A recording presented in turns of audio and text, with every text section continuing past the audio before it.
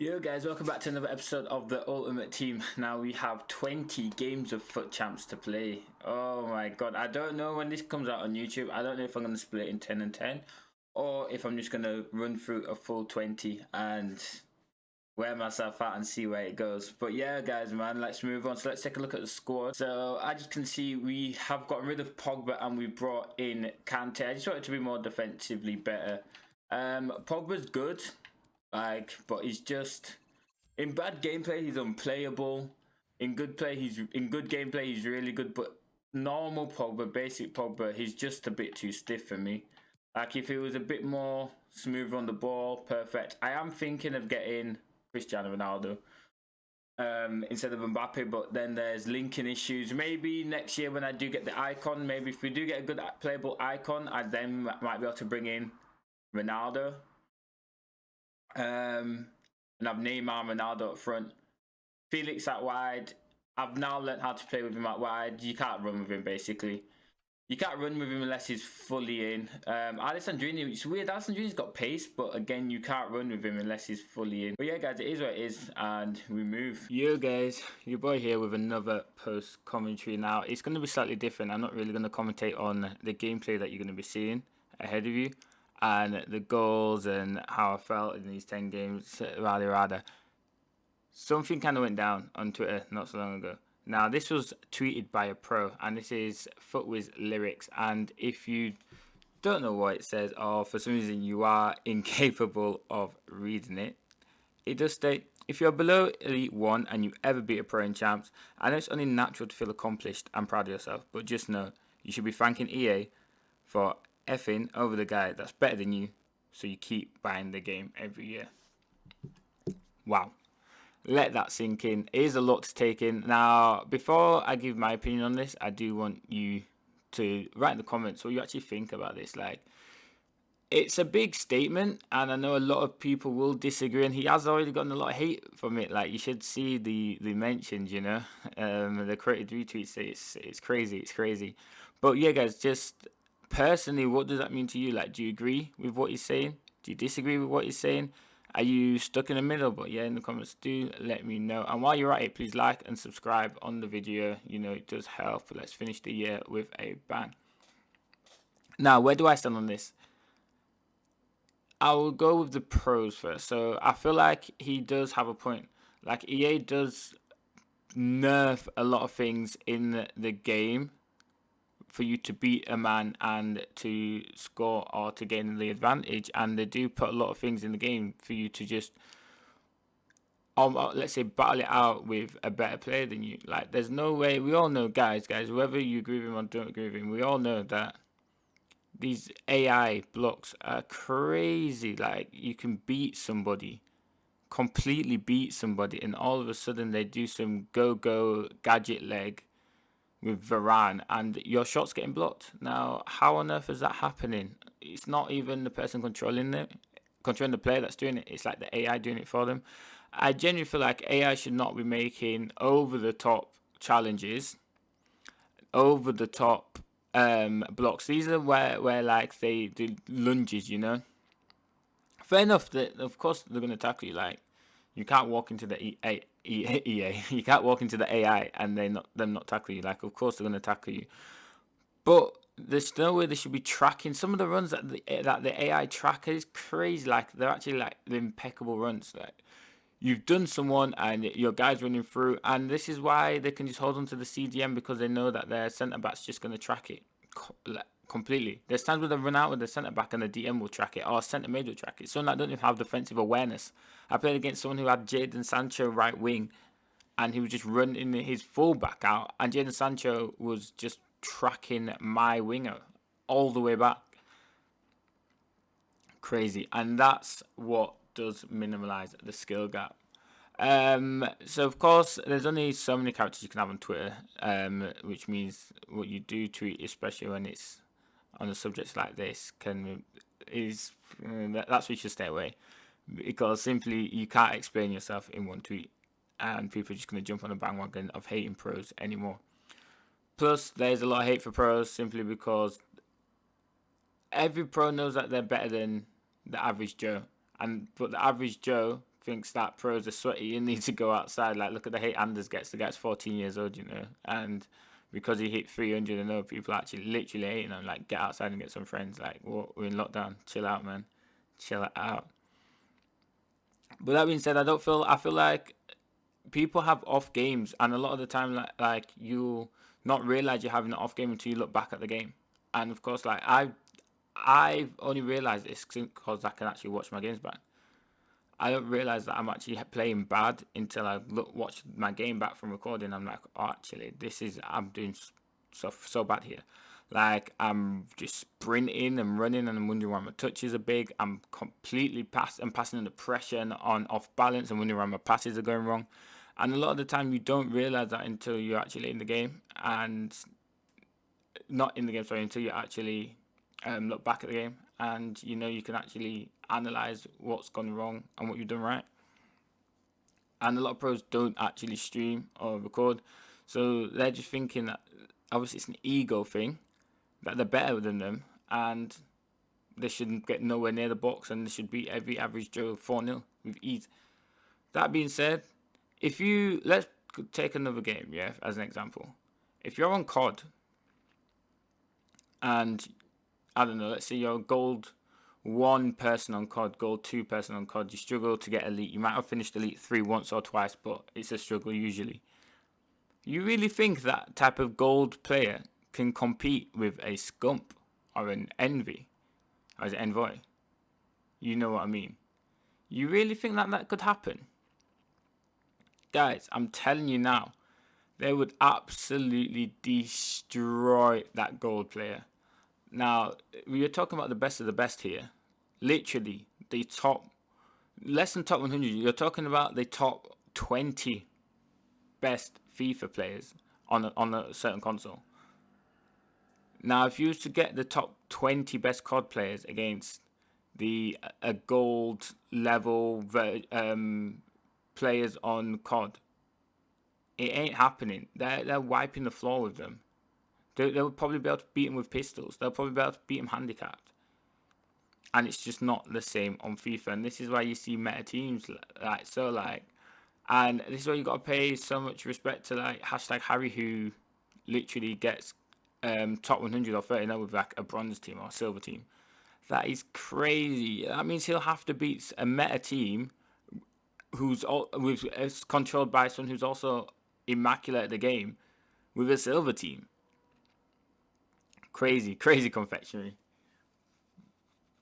But in I don't know, in hindsight, I feel like it shouldn't be tweeted out, especially by someone as big as Lyrics. It's sponsored by someone as big as Footwiz. Like, I don't know, man. Of course, he was probably in his feels, probably salty. In all honesty, I do low-key agree with him, because we've all played them games where it's just like you cannot do an absolute thing against somebody, and they're rubbish. They're rubbish. They're either controlling one player or they're just getting lucky rebounds.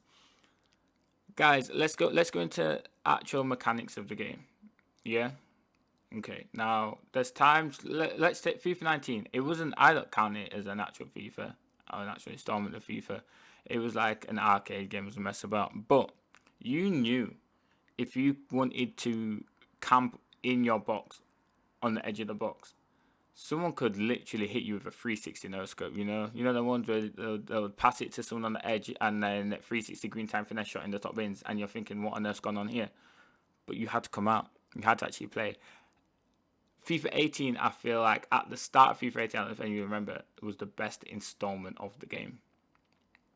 And then they nerfed it. Why? I have no idea. Passes, great. AI runs, great. AI defensive won the best.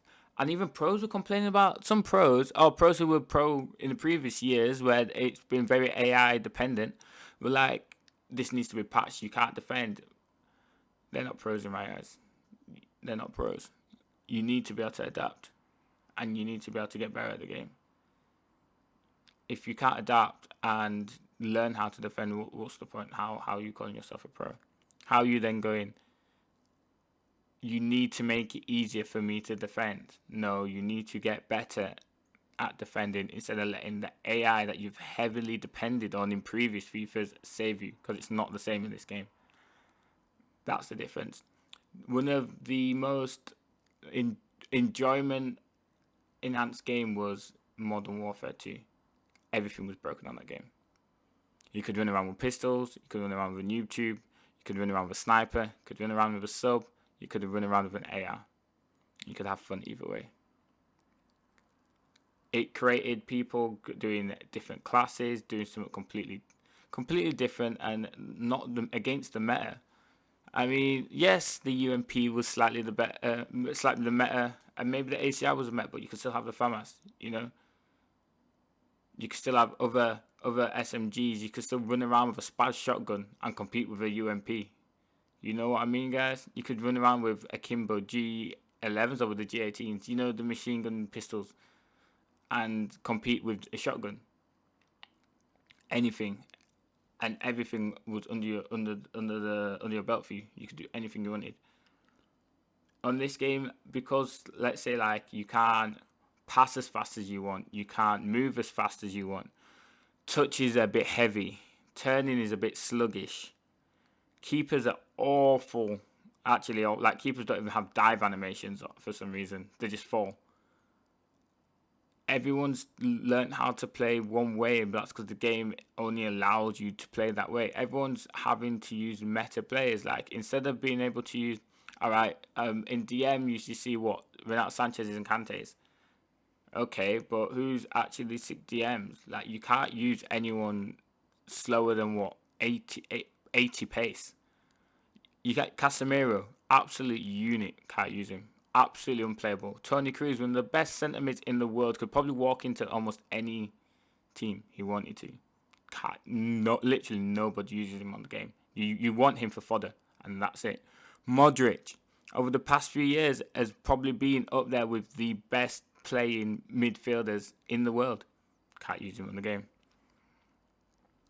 There's so many of those guys, like, you can just unusable players for no reason apart from they've got no pace, or they might turn a bit more sluggish than another player, or actually that's it. It's either pace or dribbling.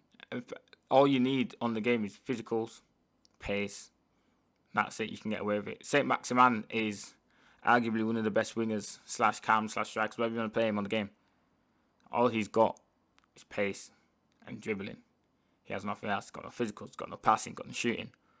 But he will walk into any team over, let's say, the Serie A god Lilic, who's arguably been one of the best players in Serie A over the past few years. But will you see him in any side? No. Not at all. Bruno Fernandes was an unusable card until he got about 2 informs. Now you see him in sides. Why? Because his pace has been boosted. Because his physical's been boosted. Because his dribbling's been boosted. But he had absolutely insane card before, you know. And it's the same with a lot of players, guys. It's the same with a lot of players. That's why you'll only see Neymar and Mbappe's up front. That's why you'll only see Varane's at the back. Just because you have to play the meta. And if you don't play the meta, you're putting yourself as a disadvantage. If you manually defend, you're putting yourself as a disadvantage. If you don't do the big Y balls, you're putting yourself as a disadvantage. And how has not defending been the best way to defend? I'll tell you now, I do more blocks when I'm not controlling the guy. And that's crazy. That's crazy. You do more blocks if you hold A to contain, and literally, and that I feel like that automatically gives the computer guidance to do a challenge or block when it feels like it's necessary. You get more blocks when you hold A or you don't control a guy. You know what I mean? Like, you're likely to get broken down less if you don't actually use your defense, which makes no sense whatsoever. Have you ever played against someone who's put the controller down and actually tried to break them down? I'm telling you, it's like the Great Wall of China. Where are you going, bro? Because you're not getting through. Where are you going? What can you do? Nothing. It's mad. The amount of times the AI get the ball back, or it actually intercept a pass. And this is someone who's put the controller down. The defensive AI is so much smarter than the attacking AI, to the point where they've had to implement you having to manually control an other player to make the better run. What? So now I need to build up my attack and control the other person for me to pass it to him, for me to then score. What else do you want me to do? When the guy's attacking, do you want me to then switch to a goalkeeper camera and save it myself? Remember that was in the game? And then it created even more of complaints because people who couldn't do that were losing, because they didn't have to then beat keepers. And people who could actually save were awesome. FIFA 19, we could move a keeper. If you couldn't move a keeper, you're at a disadvantage. I genuinely feel like you should have time shooting on again. Why? Create the skill gap. You've got to be able to hit them time shots for you to finish better. And if you can't hit them time shots for you to finish better, what's the point? What's the point in you even being here, bro?